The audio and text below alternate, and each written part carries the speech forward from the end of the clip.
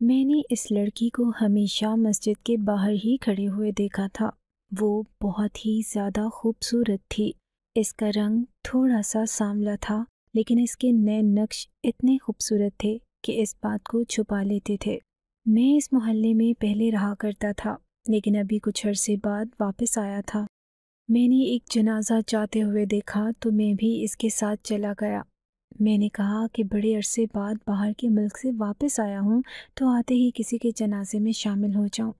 اس سے اچھا اور کیا ہوگا؟ وہاں پر تو اس طرح سے نہیں ہوتا تھا، اسی لیے میں بھی جنازے میں شامل ہو گیا۔ اس عورت کو مسلمانوں کے سب سے زیادہ مقدس قبرستان کی طرف لے کر جایا جا رہا تھا۔ اب اتنی بڑی بات تھی تو میں نے ایک بندے سے پوچھ لیا کہ یہ کون ہے، تو اس نے کہا کہ اس کا نام بملا کماری تھا۔ میں یہ نام سن کر حیران رہ گیا۔ میں نے کہا کہ بملا کماری تو پھر اس کو قبرستان کی طرف کیوں لے جایا جا رہا ہے؟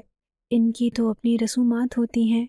اس نے کہا کہ بس پتہ نہیں یہ سب کچھ کیا ہو رہا ہے، لیکن محلے کی کمیٹی کے صدر نے یہ فیصلہ کیا ہے۔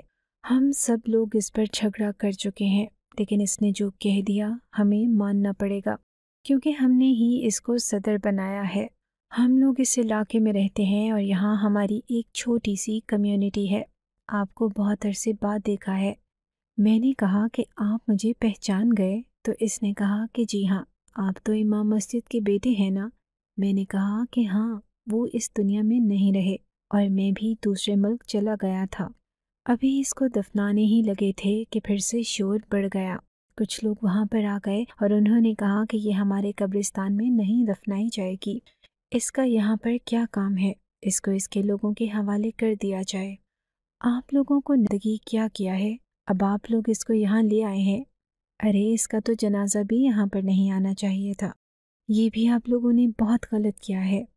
اس قبرستان میں مدفن ہونے کا شرف انہی لوگوں کو حاصل ہوتا ہے جنہوں نے اپنی زندگی میں کوئی اچھا کام کیا ہوتا ہے۔ اور یہ کیا کرتی تھی؟ اس بات سے تو پوری کمیونٹی واقف ہے۔ صدر صاحب بڑے ہی اچھے انسان تھے۔ ان کے چہرے پہ داڑھی تھی، وہ نہ جانے کتنی دفعہ اللہ کا گھر دیکھ چکے تھے۔ انہوں نے پی ایچ ڈی بھی کی ہوئی تھی، بڑے عالمی اسکالر بھی تھے۔ وہ یہ سب باتیں بڑی خاموشی سے سن رہے تھے۔ وہ زیادہ تر خاموش ہی رہتے تھے، لیکن جب بولتے تھے تو پھر سب کو لاجواب کر دیتے تھے۔ انہوں نے کہا کہ جو میں نے حکم دے دیا وہ پورا ہوگا۔ تم لوگوں کو کیا لگتا ہے کہ میں کوئی چھوٹا بچہ ہوں جسے کسی بات کا پتہ نہیں ہے؟ انہوں نے لوگوں کو کہا کہ آپ اپنا کام جاری رکھیں۔ اس عورت کو دفنا دیا۔ بہت بڑا واقعہ ہو گیا۔ جب صدر صاحب وہاں سے نکلے تو کسی نے ان کے سر پہ جوتا دے مارا۔ وہ بڑے ہی بزرگ آدمی تھے۔ یہ تو بہت ہی برا ہوا۔ لوگ یہ آوازیں دینے لگے کہ یہ آدمی بھی اب مسلمان نہیں ہے، اسلامی دائرے سے باہر نکل گیا ہے۔ تبھی اس نے ایک ایسی عورت کو مسلمانوں کی سب سے مقدس قبرستان میں دفنا دیا جس کو وہاں سے گزرنے کی بھی اجازت نہیں لینی چاہیے تھی۔ یہ بھلا کیا بات ہوئی؟ ان کے سر پہ تھوڑی سی چوٹ لگی تھی، لیکن وہ ٹھیک تھے۔ ان کو بڑی مشکل سے بچا کر ہم لوگ مسجد میں لے گئے۔ میں بھی وہیں پر بیٹھ گیا۔ وہ بھی مجھے اچھی طرح جانتے تھے۔ ہم نے ان کے سر پہ پٹی کر دی۔ ان کا باہر جانا مشکل تھا اور صبح صبح وہ لوگ باہر سے چلے جاتے تو پھر ہم لوگ اپنے اپنے گھروں کو جا سکتے تھے۔ میرے گھر میں میرا انتظار کرنے والا تو کوئی نہ تھا۔ صدر صاحب زمین پر ہی بیٹھ گئے۔ ہم نے ان کو پانی کا گلاس دیا اور پوچھا کہ آخر آپ نے ایسا فیصلہ کیوں کیا؟ سب لوگ آپ کے خلاف ہو گئے ہیں، آپ کب تک یہاں پر چھپتے رہیں گے؟ انہوں نے کہا کہ میں نے کوئی غلط فیصلہ نہیں کیا۔ تم لوگ بملا کماری کی کہانی سننا چاہتے ہو نا؟ میں تمہیں اس کی کہانی سناتا ہوں اسی کی زبانی کہ آخر اس کے ساتھ کیا ہوا تھا۔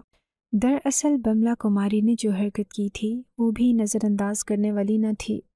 وہ دراصل مسلمانوں کی مسجد کے باہر کھڑے ہو کے لوگوں کو اسلام سے ہٹنے کی ترغیب دیتی اور ان کو گناہ کرنے کے لیے آمادہ کرتی تھی، اور اس بات سے سب واقف تھے۔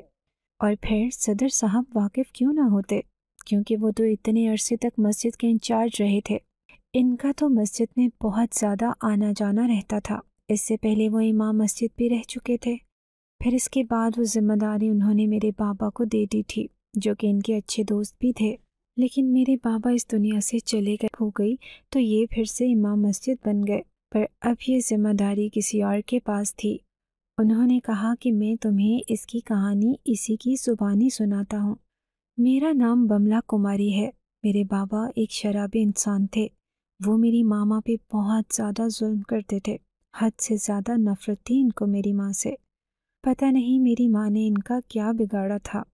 ہم لوگ بہت ہی زیادہ غریب تھے، لوگوں کے گھروں میں کام کیا کرتے تھے، لیکن جیسے ہی ان لوگوں کو پتہ چلتا کہ ہمارا مذہب کوئی اور ہے تو وہ ہمیں کام سے نکال دیا کرتے۔ اسی لیے ہم لوگ جھوٹ بول دیا کرتے تھے کہ ہم لوگ بھی مسلمان ہیں۔ کپڑے بھی ایسے ہی پہن لیتے اور زیادہ بولتے بھی نہیں تھے۔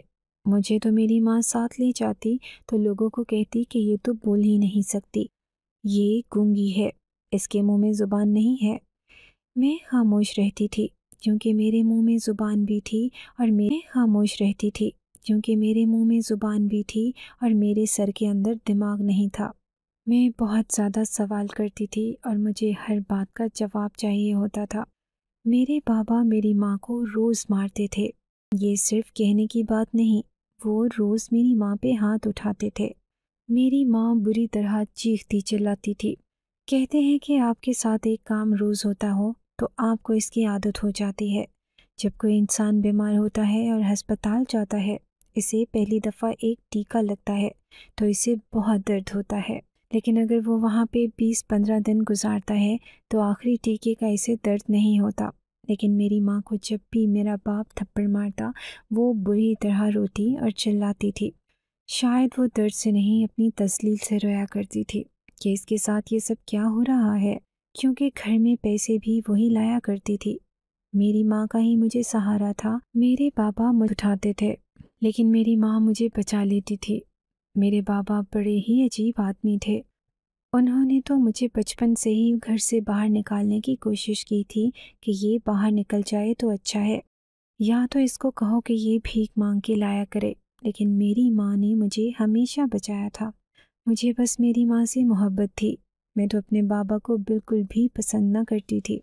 میرے بابا جب میری ماں کو مارتے تو کہتے تھے کہ تیرا اور کام ہی کیا ہے، تو بنی ہی اسی چیز کے لیے ہے۔ انہوں نے کبھی بھی میری ماں کو کوئی عزت نہ دی تھی۔ ہمیشہ میری ماں سے گھر کے بھی کام کروائے، باہر کے بھی کام کروائے، اپنے جوتے بھی صاف کروائے اور ان سے اپنے پاؤں بھی دبواتے تھے۔ ایک دفعہ تو میری ماں نے کھانا بنایا تو میرے بابا کو نہ جانے کیا تھا کہ انہوں نے میری ماں کو کہا کہ زمین پہ بیٹھ جا اور ان کو کھانا نہ دیا، پھر اپنے بچے کچے کھانے میں سے ان کو کھانا دے دیا۔ جب میرے بابا وہاں سے چلے گئے تو میں نے اپنی ماں کے ہاتھ سے پلیٹ لے لی اور میں نے کہا کہ ماں یہ آپ کیا کر رہی ہیں؟ بابا کی پلیٹ سے کھانا کیوں کھا رہی ہیں؟ آپ کو پتہ ہے نا وہ کس طرح سے کھانا کھاتے ہیں، وہ تو ہاتھ بھی نہیں دھوتے۔ تو میری ماں نے مجھے کہا کہ ایسا نہیں ہوتا پاگل، شوہر کی پلیٹ سے کھانا کھانا تو بڑے سوبھاگیہ کی بات ہوتی ہے، اس بات سے تو بھگوان خوش ہوتا ہے۔ میں نے کہا کہ یہ کیا بات ہوئی، اور اگر ایسا کچھ ہے تو پھر اس آدمی کو بھی تو اس قابل ہونا چاہیے کہ اس کی پلیٹ سے کوئی دوسرا انسان کھا سکے۔ بابا نے تو کبھی آپ کی عزت بھی نہ کی تھی۔ میری ماں پھر بھی چپ رہتی تھی۔ میں اپنی ماں کو کہتی تھی کہ وہ کچھ بولتی کیوں نہیں، تو میری ماں کہتی تھی کہ ساری عورتوں کے ساتھ یہی ہوتا ہے بیٹا، میں بول کے کیا کروں گی، میں کس کے سامنے اپنا مسئلہ بیان کروں، ہم سب کی زندگی ایسے ہی گزرتی ہے۔ میں نے کہا کہ کیا میری زندگی بھی ایسی گزرے گی؟ میری ماں خاموش ہو گئی اور اس نے کہا کہ میں کوشش کروں گی کہ تیرا ہونے والا پتی شراب نہ پیتا ہو، کیونکہ میرے بابا بہت زیادہ شراب پیا کرتے تھے۔ میں نے کہا کہ بس یہی آپ کریں گی میرے لیے اور کچھ بھی نہیں؟ باقی کیا وہ بھی بابا کی طرح ہوگا اور مجھ پر بھی ہاتھ اٹھائے گا؟ میری ماں نے کہا کہ اگر پتی 2-4 تھپڑ لگا لے تو کچھ نہیں ہوتا، عورت کو مضبوط بنایا گیا ہے اسی لیے کہ وہ مرد کی وحشت کو برداشت کر سکے۔ میں ایسی زندگی نہیں گزارنا چاہتی تھی، اپنی ماں جیسی زندگی بالکل بھی نہیں گزارنا چاہتی تھی، اور کوئی اور عورت بھی اگر میری ماں کی زندگی کے بارے میں سنتی تو وہ بھی ایسی زندگی نہ گزارنا چاہتی۔ میرے بابا ایک مسلمان کے ساتھ کام کرتے تھے، اس نے میرے بابا پہ بہت احسان کیا۔ ہمارے گھر میں پنکھا نہ تھا، اس نے ہمیں پنکھا لا کر دیا۔ وہ ہمیں تنخواہ کے پیسے سے علاوہ بھی پیسے دے دیا کرتا تھا۔ وہ کہتا تھا کہ وہ زکوٰۃ دے دیا کرتا ہے، لیکن میرے بابا ہمیشہ اس کی برائی ہی کرتے رہتے تھے۔ ہمارے پاس کرایہ دینے کے لیے پیسے نہ تھے تو اس نے ہمیں اپنا ایک پرانا گھر بھی دے دیا، پر میرے بابا نے اس کا وہ گھر ہڑپنے کی کوشش کی تو وہ بھی غصہ ہو گیا اور اس نے ہمیں ایک دن گھر سے نکال دیا۔ اس نے کہا کہ یہ گھر میں نے اپنی بیٹی کے نام کر دیا ہے، تم لوگوں کے ساتھ میں نے اتنا بھلا کیا، تم لوگ کم سے کم میرے ساتھ برا تو نہ کرتے۔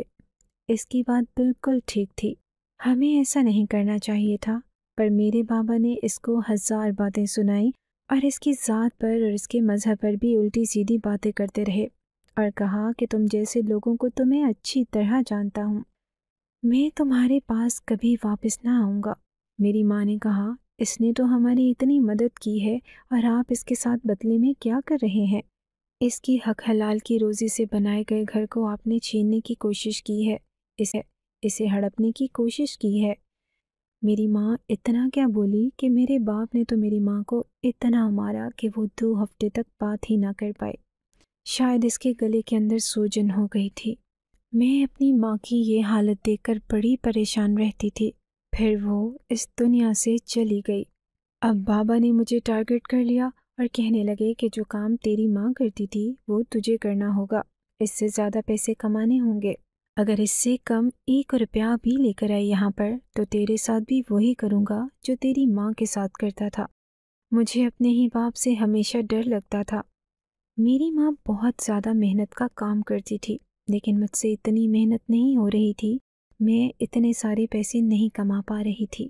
پھر مجھے ایک آدمی مل گیا، اس نے مجھے ایک کام کرنے پر لگا دیا۔ اس نے کہا کہ تمہیں ایک کام دیتا ہوں، اس کے تمہیں بہت سارے پیسے ملیں گے۔ پہلے میں نے اس کی بات نہیں سنی کیونکہ مجھے پتا تھا کہ یہ کام کوئی سیدھا کام نہیں ہوگا، کیونکہ کوئی کسی کو بلا وجہ 1 روپیہ نہیں دیتا۔ میری ماں نے میری بڑی اچھی تربیت کی تھی، انہوں نے مجھے سب کچھ سمجھایا تھا اور بتایا تھا۔ انہوں نے کہا تھا کہ دنیا بڑی بے رحم ہے، جب تک کسی کا آپ کے ساتھ کوئی مطلب نہیں ہوتا آپ کے ساتھ کوئی اچھا ہی نہیں کرتا۔ کبھی کسی کی باتوں میں نہ آنا، کسی کی مدد نہ لینا۔ یہاں پر ہر کوئی کسی کی مدد نہیں کرتا ہے، سب لوگوں کو اپنی پڑی ہوتی ہے۔ وہ آدمی مجھے راستے میں ہی نظر آتا تھا۔ 1-2 دفعہ اس نے میرا راستہ روک لیا۔ اس نے کہا کہ تم بڑی خوبصورت ہو، تمہارے لیے میرے پاس ایک کام ہے۔ میں نے کہا کہ میں ایسا ویسا کوئی کام نہیں کروں گی۔ اس نے کہا کہ ایسا ویسا کوئی کام نہیں ہے، دیکھو میں تمہیں اتنے سارے پیسے دوں گا۔ وہ بار بار اپنی قیمت بڑھاتا جا رہا تھا اور جس جگہ میں کام کر رہی تھی، ایک دن میں نے اس عورت کے گھر میں بہت ہی مہنگا برتن توڑ دیا تو اس نے مجھے کام سے نکال دیا۔ میں بڑی پریشان تھی۔ بابا نے بھی مجھے کہا تھا کہ اگر پیسے نہ لے کر آئی تو تجھے معاف نہ کروں گا۔ میں بہت زیادہ پریشان تھی، ایسا تھا کہ جیسے میرے دماغ میں یہ بہت بڑا بوجھ پڑا ہوا تھا۔ میں گھر تو جا رہی تھی، لیکن میرا ایک ایک قدم مجھے بھاری لگ رہا تھا، کیونکہ مجھے پتا تھا کہ میں گھر جاؤں گی تو بابا میرے لیے پہلے سے ہی بیٹھے ہوں گے۔ آج تو وہ مجھے ضرور ماریں گے۔ میری ماں کی بڑی یاد آ رہی تھی جو مجھے بچا لیتی، لیکن اب وہ مجھے کیسے بچا سکتی تھی؟ وہ تو اس دنیا سے ہی چلی گئی تھی۔ جب وہ آدمی اچانک میرے سامنے آ گیا، اس نے کہا کہ تجھے مہینے کے 40,000 روپے دوں گا، میری بات مان لے۔ اب میرے قدم رک گئے کیونکہ میں مجبور تھی۔ میں نے کہا کہ مجھے کیا کرنا ہوگا؟ اس نے مجھے ایسا کام بتایا کہ میرے قدموں تلے سے زمین نکل گئی۔ میں نے کہا میں یہ کام ہرگز نہیں کروں گی۔ ہر انسان کی اپنی مرضی ہوتی ہے، ہم کسی کو مجبور نہیں کر سکتے۔ اس نے کہا کہ تجھے کرنا ہوگا، تو بہت خوبصورت ہے۔ اگر تو نے مہینے میں 10-20 لوگوں کے ساتھ بھی یہ کام کر لیا تو میں تجھے 40 کے 80,000 روپے دوں گا۔ میں خاموش ہو گئی۔ میں نے کہا کہ نہیں کروں گی۔ میں نے پھر سے اپنے ضمیر کو مضبوط کیا۔ گھر گئی تو جب بابا کو بتایا کہ میری تو نوکری ہی چھوٹ گئی ہے، میرے بابا نے مجھے بری طرح مارا۔ میری ماں کو تو مار کھانے کی عادت ہو گئی تھی، لیکن میں بہت بری طرح تڑپ رہی تھی۔ مجھے بہت تکلیف ہو رہی تھی، درد ہو رہا تھا، میں بری طرح رو رہی تھی۔ اگلے دن کام ڈھونڈنے کے لیے باہر نکل گئی، پر مجھے کام نہ مل رہا تھا۔ جب وہ آدمی پھر سے میرے سامنے آ گیا اور میں نے اس کی بات مان لی اور میں نے کہا کہ ٹھیک ہے، میں تمہاری مان لیتی ہوں، جو تم کہو گے میں ایسا ہی کروں گی۔ اس آدمی نے مجھے کہا تھا کہ تجھے مسلمانوں کی مسجد کے باہر کھڑے ہو کر جانا ہے اور ان کو گناہ کی دعوت دینی ہے، اسی کام کے تجھے پیسے ملیں گے۔ اگر تو نے ایک دو آدمیوں کو بھی بھٹکا لیا تو ہر آدمی پر تجھے 5,000 روپے ایکسٹرا دیا کروں گا۔ میں نے اس کی بات مان لی۔ میں نے کہا کہ ٹھیک ہے۔ اس نے مجھے خوبصورت کپڑے اور خود کو سجانے کا سامان بھی دے دیا۔ اس نے کہا کہ صاف ستھری ہو کر اور خوبصورت ہو کر یہاں پر کھڑی ہونا اور جیسا تجھے کہا گیا ہے ویسا ہی کرنا۔ میں نے کہا کہ ٹھیک ہے، میں یہ کام کرنے لگی ہوں، لیکن میں بڑی پریشان تھی۔ میں یہ سب نہیں کرنا چاہتی تھی۔ وہ مجھے مہینے کے 50 سے 60,000 روپے دے رہا تھا، جبکہ جہاں میں کام کرتی تھی وہاں پہ صرف 7,000 روپے کمایا کرتی تھی۔ میرے دن بھر گئے تھے، میرے ہاتھوں میں پیسے آ رہے تھے، مجھے سب کچھ مل رہا تھا، لیکن میرا دل، میرا ضمیر مطمئن نہ تھا۔ ہم کسی کو بھی مجبور نہیں کر سکتے ہیں، ہر کسی کی اپنی مرضی ہے کہ وہ کیا کرتا ہے، وہ اللہ کو مانتا ہے یا نہیں، وہ بھگوان کو مانتا ہے یا نہیں۔ ہم کون ہوتے ہیں اس کو روکنے والے؟ یہ تو اس کا اور اللہ کا معاملہ ہے۔ اور مجھے مسلمانوں کے علاقے میں رہتے ہوئے بہت عرصہ ہو گیا تھا۔ ان لوگوں نے کبھی کسی کے ساتھ برا نہ کیا تھا۔ یہ لوگ بہت اچھے تھے، میرا بھی خیال کرتے تھے۔ میری ماں بھی جہاں کام کرتی تھی وہ گھر بھی تو مسلمانوں کا ہی تھا، انہوں نے کبھی کوئی بات نہ کی تھی۔ میری ماں وہاں پر کھانا بھی بنایا کرتی تھی، ایسا کبھی نہیں ہوا تھا کہ انہوں نے کہا ہو کہ ہم نے اس عورت کے ہاتھ سے کھانا نہیں کھانا ہے۔ وہ ہمارا بہت خیال رکھتے تھے، اور جس شخص نے میرے باپ کے ساتھ بھلائی کی وہ بھی تو ایک مسلمان تھا، لیکن اس نے کتنے عرصے تک ہماری مدد کی کہ ہم بغیر دیے ہی وہاں رہ رہے تھے۔ ابھی بھی ہمارا کرایہ تھا۔ بابا نے کہا تھا کہ کرایہ میں نکال لوں گا، لیکن گھر میں پیسے تجھے لانے ہوں گے۔ میں جب یہ کام کرتی تو میرے دل میں عجیب سا درد اٹھتا تھا۔ مجھے ہر ایک منٹ پر یہ احساس ہوتا تھا کہ مجھے یہ نہیں کرنا چاہیے، لیکن میں مجبور تھی، اور پھر میں اس گندگی میں گرتی ہی چلی گئی۔ پہلے تو صرف لوگوں کو گناہ کی دعوت دیا کرتی تھی، پھر گناہ میں شامل بھی ہونے لگی، کیونکہ اگر دعوت دے رہی تھی اور کوئی آ جاتا تو پھر کیا ہوتا؟ صرف دعوت دینے تک کا کام نہیں تھا میرا۔ میرے بابا کو بھی پتہ چل گیا کہ مجھے بہت سارے پیسے ملنے لگے ہیں، لیکن وہ اس بات سے خوش تھے۔ انہوں نے نہیں پوچھا کہ میں پیسے کہاں سے لا رہی ہوں، انہوں نے تو یہاں تک کہہ دیا کہ جو بھی کرنا ہے کرو، بس گھر میں پیسے لے کر آؤ۔ جب ایک باپ اپنی بیٹی کو ایسی بات بول دے تو پھر اس کے بعد رہ کیا جاتا ہے؟ باپ کی عزت کے لیے بیٹی تو مر جاتی ہے۔ بے شک میری عزت بھی لٹاؤ، لیکن گھر میں پیسے لے کر آؤ، تو پھر بیٹی کو کس بات کی فکر؟ جب عورت کے کندھوں کے اوپر سے خاندان کی، باپ کی اور بھائی کی عزت کی گٹھڑی اٹھا لی جائے تو پھر اس کے کندھوں پہ رہ ہی کیا جاتا ہے؟ میرے ساتھ بھی یہی معاملہ ہوا تھا، اور ابھی بھی میرا ضمیر اور میری روح مجھے کہہ رہے تھے کہ میں یہ سب کچھ نہ کروں، بالکل نہ کروں، کبھی بھی نہ کروں، مگر مجھے یہ سب کچھ کرنا پڑ رہا تھا۔ صدر صاحب جب یہ کہانی سنا رہے تھے تو ایک آدمی نے کہا کہ صدر صاحب، اس نے اتنا بڑا گناہ تو کر دیا، اب اس کی معافی تو نہیں ہو سکتی ہے؟ تو صدر صاحب نے کہا کہ کیوں نہیں ہو سکتی؟ کیا اللہ معاف نہیں کرتا؟ پھر اس آدمی نے پوچھا۔ صدر صاحب نے کہا کہ نہیں، اس نے معافی نہیں مانگی تھی۔ پھر اس آدمی نے کہا کہ جب معافی ہی نہیں مانگی تھی تو پھر معافی کیسے مل گئی؟ کیا اللہ یوں ہی کسی کو معاف کر دیتا ہے؟ دل میں احساس بھی تو جاگنا چاہیے، انسان توبہ کرتا ہے تو اس کو معافی ملتی ہے۔ صدر صاحب نے کہا کہ اس کی باقی کی کہانی سن لو، اس کے بعد تمہیں سب کچھ پتہ چل جائے گا۔ ہم سب لوگ ہی بڑے غور سے سن رہے تھے۔ اس کہانی سے تو یہی لگ رہا تھا کہ اس لڑکی کو مجبور کیا گیا تھا کہ وہ یہ سب کچھ کرتی، اور وہ بہت ہی دکھی تھی۔ اس کا باپ شرابی تھا، اس پہ ہاتھ اٹھاتا تھا۔ اس کی ماں اس دنیا سے چلی گئی تھی، اور اب اس کی مرضی کے خلاف اس سے غلط کاری کا کام کروایا جا رہا تھا۔ لیکن ہم اس بات پر حیران تھے کہ یہ سب کچھ جو آدمی کروا رہا تھا وہ کون تھا؟ صدر صاحب نے کہا کہ وہ بھی اسی کی ذات کا تھا، لیکن جب مسلمانوں سے نفرت تھی اور وہ مسلمانوں کو ان کی راہ سے بھٹکانے کی کوشش کرتا رہتا تھا۔ वो मुसलमानों का गुरूर तोड़ना चाहता था।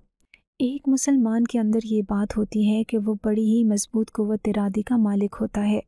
कुछ गैर मुस्लिम जो दूसरों के मज़हब की चीज़ों को अपना लेते हैं। गैर मुस्लिम लोग कभी कभी मस्जिद में भी आ जाते हैं, दरगाह पे भी चले जाते हैं या किसी पीर फ़कीर की मज़ार पर भी चले जाते हैं और दुआ भी मांग लेते हैं, लंगर से खाना भी खा लेते हैं। लेकिन एक मुसलमान अपने अकीदे पर पक्का होता है। मुसलमान लफ्ज़ का मतलब ही यही है कि जो अपने अकीदे पर मजबूत होता है वो कभी भी किसी भी दूसरे मज़हब के इंसान की किसी भी रस्म व रवाज में शामिल नहीं होता। इसीलिए शायद वो इंसान ये साबित करना चाहता था कि हम मुसलमान भी गुनाहगार हो सकते हैं, मुसलमान भी गुनाह करते हैं और मुसलमानों को गुनाह की तरफ बुलाना बड़ा आसान है। इसीलिए इसने बमला कुमारी को इस्तेमाल किया था।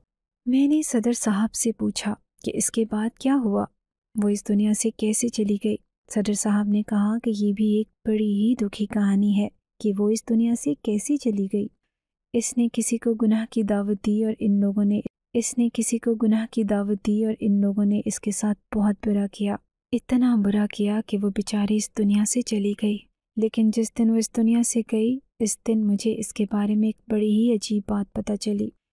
इसका बाप इससे महीने के 7,000 रुपये मांगता था। वो अपने बाप को महीने के 10,000 रुपये देती थी, लेकिन बाकी के 40,000 इसके पास ही होते थे। और क्या तुम ये सब जानना चाहोगे कि वो इन 40,000 रुपये का क्या करती थी? इस बात पर सब लोग ही हैरान थे और मैं भी। हमने कहा जी बिल्कुल जानना चाहते हैं। तब हमें सदर साहब ने ऐसी बात बताई कि हम हैरान रह गए और हमें पता चला कि क्यों इसे मुसलमानों की सबसे मुक़द्दस जन्नत में दफनाया गया है। सदर साहब ने कहा कि ये मस्जिद जो तुम लोग देख ही रहे हो ना, इस मस्जिद को हम सब लोगों ने मिलकर बनाया है। सारे मोहल्ले वालों ने, और हमने इसके लिए थोड़े थोड़े पैसे डाले हैं। तो हम सब ने कहा कि जी बिल्कुल, सर हिला दिया, क्योंकि जब मैं यहाँ पर था तब मस्जिद की तामीर शुरू हुई थी और मैंने भी इसमें कुछ हिस्सा डाला था।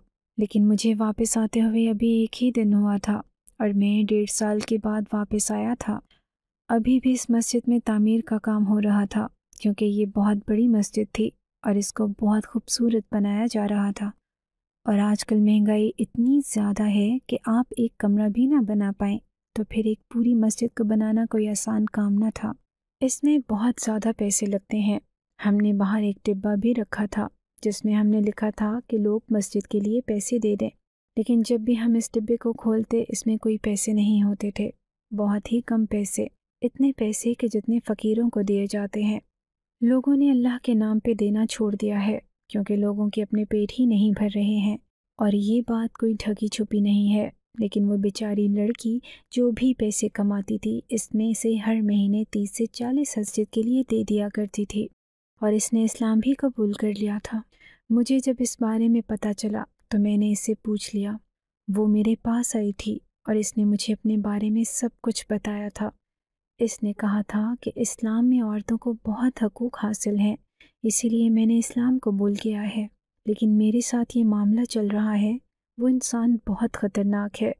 इसने कहा कि अगर मैंने ये काम छोड़ दिया तो वो मुझे जान से मार देगा, या फिर ये बात सब मुसलमानों को बता देगा कि मैं इनको गुमराह करने के लिए ये सब कर रही हूँ और वो सब मिलकर मुझे मार डालेंगे।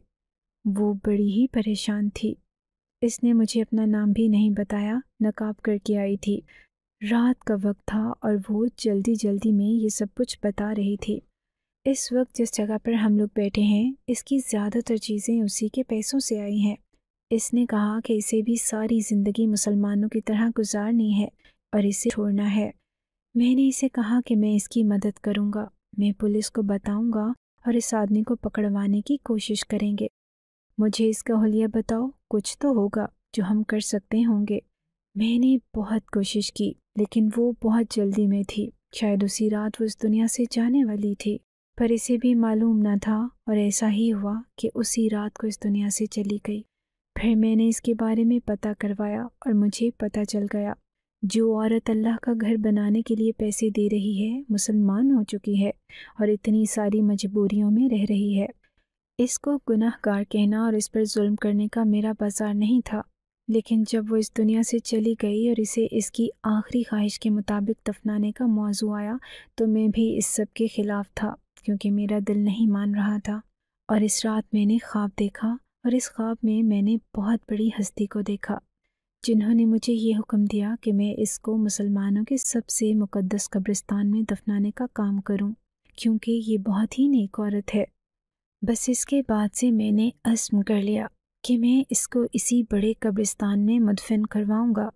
مجھے پتا تھا کہ لوگ میری مخالفت کریں گے، لیکن اب میں نے تم سب کو اس کی کہانی بھی سنا دی ہے۔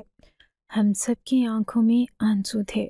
اس بیچاری نے کتنا ظلم برداشت کیا، لیکن ہمیں یقین تھا کہ آخرت میں اسے انعام ضرور ملے گا۔ ہم نے یہ بات سب کو سمجھانے کی کوشش کی، لیکن یہ سب اتنا آسان نہ تھا۔ پر وقت کے ساتھ یہ معاملہ دب گیا اور سب لوگوں نے اس حوالے سے صدر صاحب کو تنگ کرنا تو چھوڑ دیا، لیکن اس بات کے بارے میں وہ ابھی بھی بولتے تھے۔ ایک دفعہ پھر سے مخالفت کرنے والوں نے سر اٹھائے تھے، لیکن ان کو چپ کروا دیا گیا اور معاملہ ٹھنڈا ہو گیا۔ میں واپس اپنے گھر آ گیا۔ میں نے یہ کہانی جب سے سنی تھی میرا دل بھاری ہو گیا تھا، کیونکہ وہ بیچاری ایک کم عمر اور معصوم لڑکی تھی، اور اس کی زندگی کیسے گزری اور اس کی موت بھی کتنی بری ہوئی۔ جو لوگ اس کو لے گئے تھے، جب ان کو پتہ چلا کہ یہ تو اس مقصد کے تحت یہ سب کر رہی تھی، تو ان لوگوں نے اس کو جان سے ہی مار ڈالا، جبکہ ان لوگوں نے بھی تو اس کے ساتھ گناہ کا کام کیا تھا۔ پھر سزا اسی کو کیوں ملی؟ ہمیشہ سزا عورت ہی کو کیوں ملے؟ جب بھی کہیں یہ کوئی گناہ ہوتا ہے تو وہاں پہ صرف عورت نہیں ہوتی، اس کے ساتھ مرد بھی ہوتا ہے، لیکن یہ بات معاشرہ نہیں سمجھ